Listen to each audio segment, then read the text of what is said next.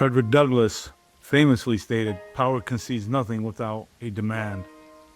It never did, and it never will. If there is no struggle, there is no progress. Find out just what any people will quietly submit to, and you have found out the exact measure of injustice and wrong which will be imposed upon them. The Apple icon on your phone seems simple at first glance, a glowing apple with a bite taken out of it. Most people never stop to question it. It is just a logo, a brand, a symbol attached to technology that billions of people carry in their pockets every single day. But symbols have power, and sometimes the smallest symbols carry the deepest meanings. Why an apple? Why the bite? Why has humanity always connected knowledge, temptation, and power to a piece of fruit? Maybe the answer takes us back much further than modern technology. Back before governments, before corporations, before civilization itself. Back to the first human being. According to the Holy Quran, God created Adam from clay, and Adam was not born into wealth, status, or power. He was created fragile, earthly, and human. Yet God gave Adam something that elevated him above creation: knowledge. The Holy Quran describes a powerful moment when God said, "I taught Adam the names." That statement carries enormous meaning. God gave humanity language, understanding, memory, and ability to learn. Adam became the first being capable of identifying, organizing, preserving, and transferring knowledge. Through this gift, humanity would eventually build civilizations, science, medicine, philosophy, engineering, and technology. But another creation was watching: the devil. According to the Quranic narrative, the devil was created from fire when God commanded the angels and the devil to bow before Adam. All obeyed except one. The devil refused, not because Adam was weak, not because Adam lacked intelligence, but because arrogance entered the heart of the devil. "I am better than him." These words change history. Fire versus clay, superiority versus humility, ego versus obedience. The devil believed his origin made him greater than Adam. Pride consumed him. Envy poisoned him.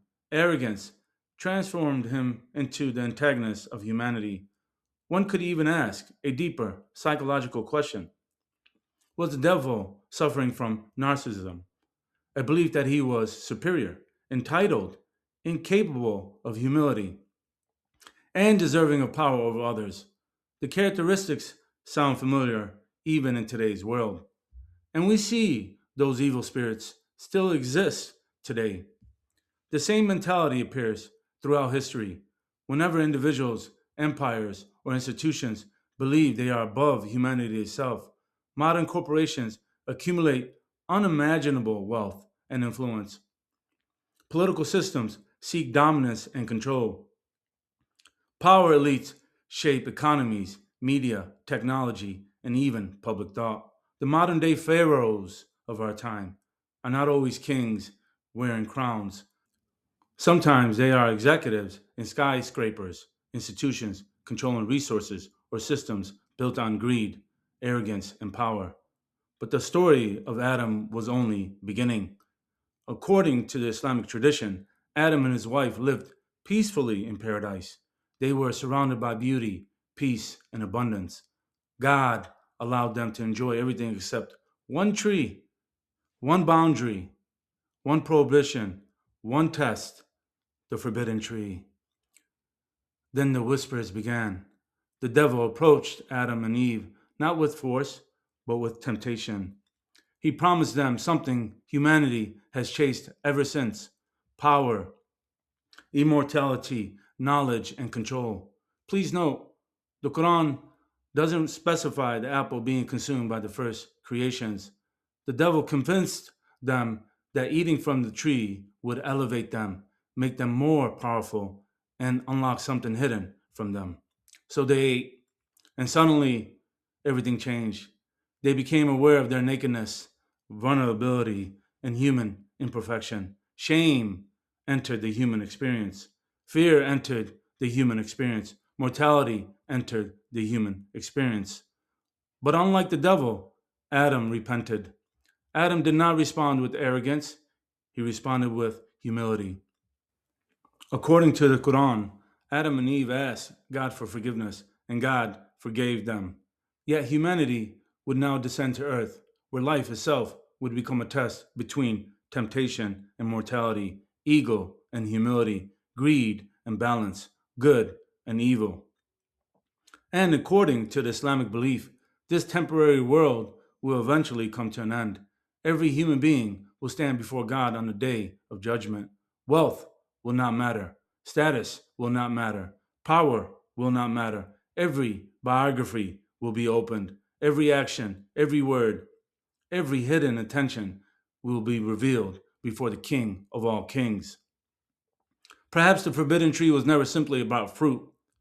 Perhaps it represented the internal struggle with human beings themselves, and maybe humanity is still reaching for its branches today. Before we go back to the story, if this message is making you think differently about the world around you, take a moment to like this video, subscribe to the channel, and share it with someone searching for deeper meaning. This is not just one video, this will be a serious series. We are going to explore power, society, faith, technology, human behavior, and the spiritual struggles shaping the modern world. So stay tuned, because we are only beginning. And now, let's go back to our story. Maybe the forbidden tree was never just about a tree. Maybe its branches stretch far beyond paradise, reaching into every generation after Adam, into kingdoms, corporations, governments, homes, and even into the human heart itself. Human beings have always wanted more power, more wealth, more status, more control. Perhaps that is why Abraham Lincoln once said, "Nearly all men can stand adversity, but if you want to test a man's character, give him power." Power changes people. Some begin to believe that they are untouchable. Some become consumed by status and recognition.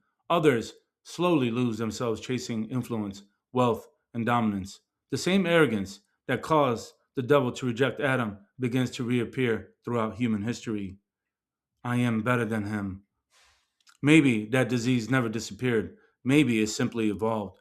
Empires carried it. Civilizations normalized it. Modern systems perfected it. Our modus operandi, our method of operation became accumulation. To own more, to consume more, to dominate more, to matter more. But the human appetite is endless. In Sahih al Bukhari, who narrates, if Adam's son had a valley full of gold, he would like to have two valleys.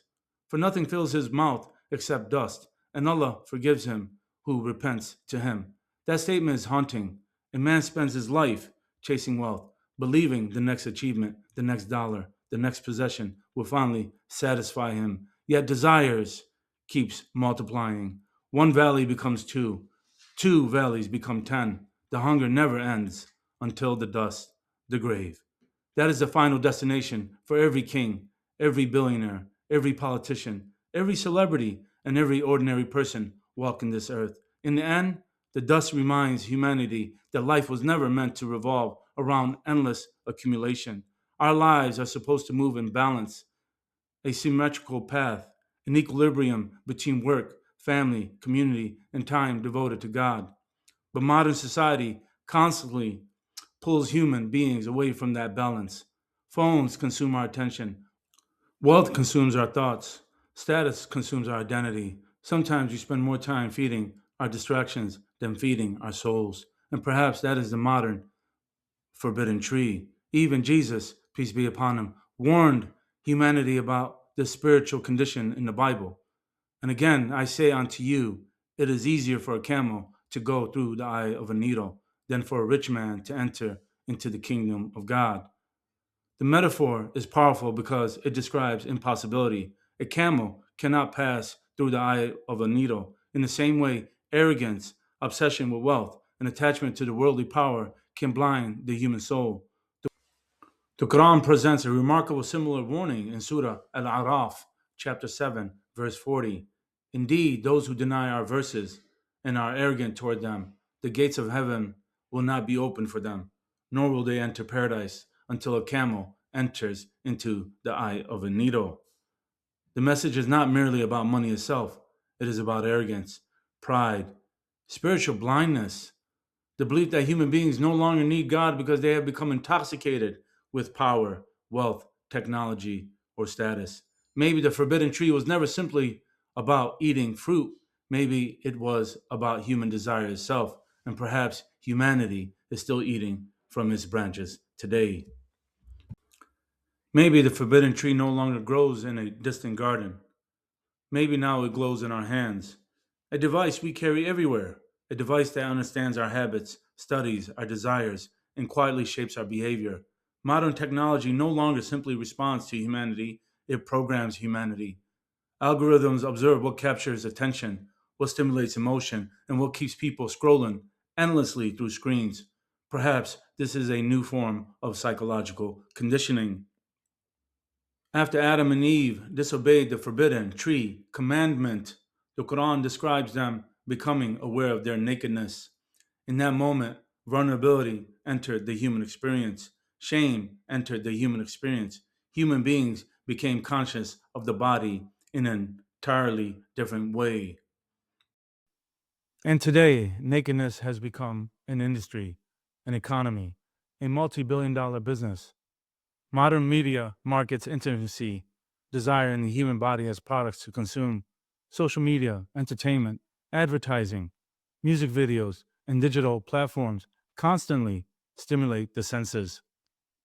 Human beings are increasingly reduced to images, commodities, and objects competing for clicks, attention, and profit. In my humble analysis, one branch of the forbidden tree is pornography. According to widely cited online statistics, nearly 25% of internet searches are pornography related, totaling tens of millions of searches every single day. Those numbers are staggering. They reveal not only demand, but a society deeply immersed in hypersexualized consumption. And maybe the deeper danger is not simply the content itself, but what repeated exposure does to the human mind. What happens when intimacy becomes commercialized?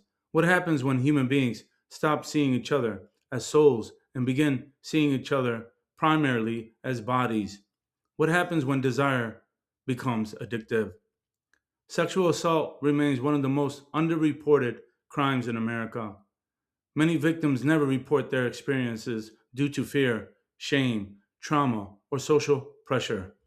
Yet modern society continues normalizing objectification while simultaneously acting surprised by rising emotional disconnection, exploitation, and unhealthy relationships. Perhaps modesty was never meant to be oppression. Perhaps modest and conservative dress for both women and men was meant to serve as protection within societies struggling with uncontrolled desires, protection from individuals consumed by lust, overstimulation, and what I would describe as porn junkies, people psychologically indoctrinated by an industry that profits from addiction and the dehumanization of intimacy. I remember hearing a teacher once describe pornography as an art form. I stayed silent in that moment, partly because I did not want confrontation to affect my grade as a student, but internally, something felt deeply wrong. I could not understand how exploitation, addiction, and the destruction of human intimacy could simply be dismissed as harmless entertainment.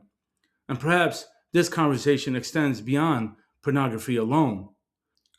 Many ancient traditions warned humanity about overstimulation and uncontrolled appetites. Mohandas Gandhi, influenced by Hindu philosophy and the principle of brahmacharya, believed that eating meat, along with other assimilating foods, increased sexual desires and what he described as animal passions. Brahmacharya emphasized self control, discipline, moderation, and conserving energy for higher spiritual and intellectual growth. Interestingly, Similar ideas about moderation appear across religious traditions. Islamic teachings also emphasize balance and restraint. Reports about Prophet Muhammad sallallahu alaihi wasallam, peace be upon him, describe periods where he frequently abstained from meat, while moderation in eating and living was repeatedly encouraged. The Quran reminds humanity, eat and drink, but be not excessive. Moderation, not excess. Perhaps modern civilization struggles because overindulgence has become our culture. Overindulgence in entertainment, overindulgence in consumption, fixated on wealth, access in simulation, and increasing the superego. Even the simplest habits reveal this imbalance. People carry phones into bathrooms, restaurants, classrooms, family dinners, and even places of worship. Screens rarely leave our hands. We laugh about it casually, but perhaps dependence has become so normalized that society no longer recognizes its own addiction. Maybe the forbidden tree adapts itself to every generation, and maybe in our generation, its branches grow through glowing screens, endless stimulation, and desires that are never fully satisfied. Because civilizations rarely collapse all at once, sometimes they slowly consume themselves from within. Thank you for your time. Please share, like, and subscribe. Part 2 of this series will be coming soon.